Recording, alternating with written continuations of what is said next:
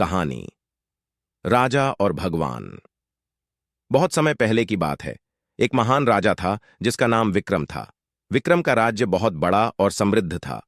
उसके राज्य में कोई भी भूखा नहीं सोता था और हर कोई खुशहाल जीवन जी रहा था।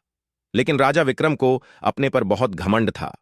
वह हमेशा सोचता था कि उसकी सारी समृद्धि और सफलता केवल उसकी मेहनत और बुद्धिमानी की वजह से है और उसे भगवान की कोई जरूरत नहीं है।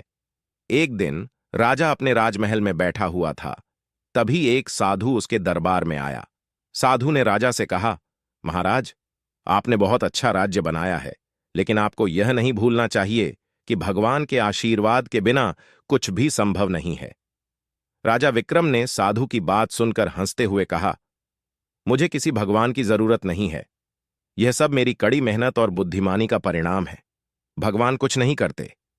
साधु ने मुस्कुराते हुए कहा, महाराज, आप बहुत बड़े राजा हैं, लेकिन आपकी सोच गलत है।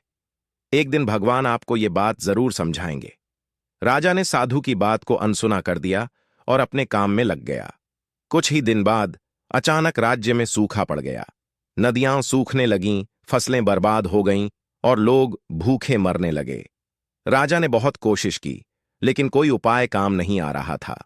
तभी एक रात राजा को सपने में भगवान दिखाई दिए। भगवान ने राजा से कहा, विक्रम, तुम्हारे अहंकार ने तुम्हें अंधा कर दिया है।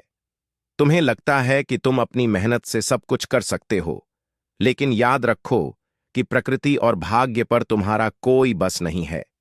मैं तुम्हें यह दिखाने के लिए यह परीक्षा दे रहा हूं, ताकि तुम समझ सको कि मेहनत और बुद्धि के साथ साथ भगवान के आशीर्वाद की भी जरूरत होती है। सुबह होते ही राजा की आंखें खुल गईं। उसने तुरंत अपनी गलती समझी और भगवान के चरणों में जाकर क्षमा मांगी। उसने राज्य में यज्ञ करवाया और प्रजा की सेवा में लग गया। भगवान की कृपा से राज्य में फिर से बारिश होने लगी और लोग खुशहाल हो गए। राजा विक्रम ने सीखा कि अहंकार मनुष्य को पतन की ओर ले जाता है और भगवान के आशीर्वाद के बिना कुछ भी संभव नहीं है। सीख: कभी भी अपनी सफलता का घमंड नहीं करना चाहिए। भगवान के आशीर्वाद के बिना हमारी मेहनत भी अधूरी है। कैसी लगी ये कहानी?